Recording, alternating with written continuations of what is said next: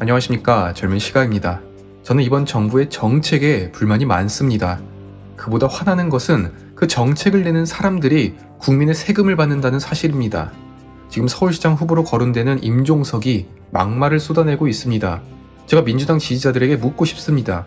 임종석의 업적 단 하나라도 말할 수 있다면 제가 패배를 인정하겠습니다. 운동 이력이 유일한 경력인 사람이 최재형 감사원장에 대해 이렇게 평가합니다. 지금 최재형 감사원장은 명백히 정치를 하고 있다. 정보에 대한 편취와 에너지 정책에 대한 무지, 권한을 남용하여 정치 한가운데로 뛰어들었다. 화나지도 않고 웃깁니다. 최 원장이 에너지 정책에 대해 무지하다뇨.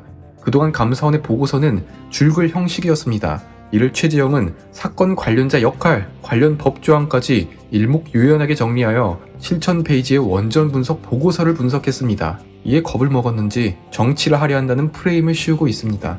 그래서 여론이 상당히 안 좋은 전광훈 목사를 거론합니다. 전광훈, 윤석열, 그리고 이제는 최재형에게서 같은 냄새가 난다라고요. 알고 봤더니 임종석이 선을 넘은 비난을 하는 이유가 있었습니다. 현재 민주당의 서울시장 후보로 가장 유력한 박영선이 임종석의 서울시장 출마설을 밝힌 것입니다. 박영선이 최측근 의원을 만나서 임종석이 서울시장을 나가면 나는 안 나가겠다며 일종의 협박을 했습니다. 이미 여권 내에서는 그 소문이 돌고 있었던 거죠. 왜 임종석이 시장 선거에 나오나 했더니 지금 토사구팽의 처지라고 합니다. 원래 지난 총선에서 임종석은 종로에 출마하려고 이사까지 했습니다. 그런데 이낙연이 종로에 전략 공천되면서 오갈 데가 없는 상황이 된 것입니다. 이낙연도 이에 대해 미안한 감정을 갖고 있답니다. 물론 문은 외교안보 특보인지 뭔지 자리를 줬는데 사실상 역할이 없습니다.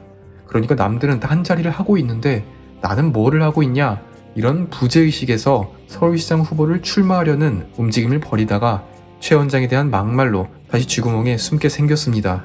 최재형의 신년사 메시지는 단호했습니다.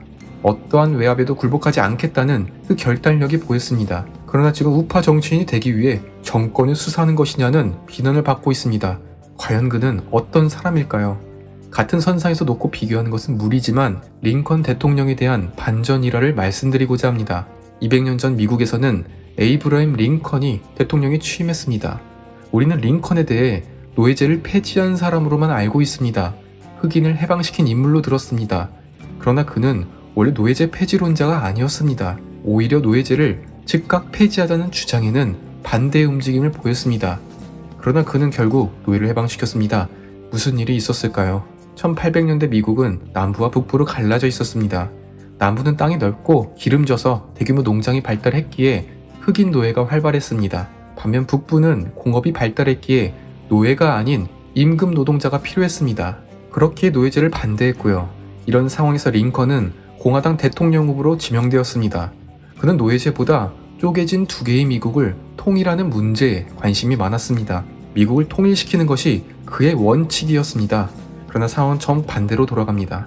오히려 링컨이 당선되자 남북의 대립이 더 심해집니다. 링컨을 지지하는 이들의 대다수가 노예제 폐지를 주장하자 남부의 7개 주는 연방을 탈퇴합니다. 이에 링컨은 오히려 나는 남부의 노예제에 간섭할 의도가 없었다고 해명하기에 이릅니다. 그러나 남부 연방들은 링컨의 지지층이 노예제 폐지를 주장하니 우리는 받아들일 수 없다고 주장합니다. 결국 남부의 공격으로 남북전쟁이 시작되었습니다. 링컨은 뒤늦게 노예 해방령을 선포합니다. 왜냐하면 노예제 폐지라는 명분이 있어야 전쟁의 정당성도 취하면서 병사들의 결집을 할 수 있었기 때문입니다. 결국 링컨은 승리하며 흑인들은 해방됩니다. 정리하자면 링컨은 노예제 폐지에 미지근한 반응이었고 오히려 남북 통일에 관심이 있었다. 그러나 대통령 당선이 되면서 남북이 갈라져 전쟁이 일어났다. 전쟁에서의 수단으로 노예제 폐지가 활용되며 얼떨결에 노예는 해방됐다. 긴 이야기를 짧게 요약하니 논리의 비약이 다소 있습니다. 그러나 제가 하고 싶은 말은 이겁니다. 한 원칙주의자의 고집으로 인해서 자유와 평등이 뒤따라온 역사를 배울 필요가 있다는 것입니다. 최재형 감사원장이 애초에 자유를 위해 일했으니까 그를 지지하는 사람들이 우파라고 그도 우파입니까? 우파를 대변하여 원전을 수사하고 있습니까? 절대로 아닙니다. 그는 그저 감사원다운 감사를 하고 있을 뿐입니다. 링컨이 미국을 통일하기 위해 노력한 결과 노예제 폐지와 자유를 가져왔듯이 최재형 또한 자신에게 맡겨진 책무를 수행하며 자연스럽게 자유라는 가치가 뒤따라왔습니다. 독재에 대항하는 그 소신 말입니다. 그러나 여권은 이에 대해 비난을 합니다. 애초에 우파 정치인이 되기 위해 감사를 하는 것이 아니냐. 그러나 최재형 감사원장, 외부의 압력이 들어올수록 더 강하게 맞섭니다. 문 정권이 지금까지 밀어붙인 탈원전 정책의 존립 그 자체를 건드렸습니다. 이번에 수사가 제대로 이어진다면 일명 정부의 에너지 기본계획이라고 불리는 핵심 공약들을 하나하나 격파할 수 있습니다. 저는 영상을 제작할 때 항상 좌파 언론사의 기사를 봅니다. 적을 알아야 더 완벽한 논리가 가능하다고 생각합니다. 이번에 경향신문에서 월성 원전에 대해 이렇게 평가하더라고요.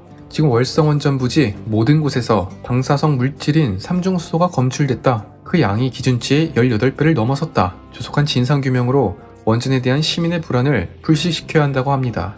저는 참 박수가 나옵니다. 여러분들은 좌파 언론이 어떻게 국민을 선동하는지 정석을 보고 계십니다. 기준치의 18배가 넘는 방사성 물질이 검출됐다. 너무 무서워서 당장 원전을 폐기한다. 이런 논리입니다. 차라리 학교에서 폭력이 일어났으니 학교를 없애라고 하죠. 알고 봤더니 방사성 기준치 18배는 정화 처리를 거치기 전이었습니다. 마치 경향신문의 기사를 보면 방사성에 노출된 물질을 그대로 바다에 유출시킨다는 생각이 듭니다. 그러나 정화 처리와 냉각수 희석을 통해서 기준치 이내로 농도를 낮춘 뒤에 바다로 배출되고 있습니다. 또한 이렇게 배출된 물을 성인이 하루에 2리터씩 매일 마신다고 하더라도 의료용 CT 한 장에 모자른다는 사실입니다. 아니 그럼 차라리 의료용 CT가 위험하니 이를 멈추라고 하죠. 그저 18배라는 숫자로 국민들을 현혹하니 이전의 광우병 파동이나 사드 전자파 문제 국민들이 들고 일어났던 것입니다. 그런데 어쩝니까? 국민들의 수준이 이전과 다릅니다. 이낙연은 이에 대해 원전 마피아가 관여했으며 사실을 은폐하고 있다 말합니다.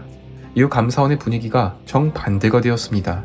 작년까지는 최재형 원장이 혼자 고군분투하고 감사원은 다소 주춤하는 모습을 보였습니다. 그러나 이제는 감사원이 오히려 최재형 원장을 감싸며 힘을 모으고 있습니다. 선택적 분노를 잘하시는 분들이죠.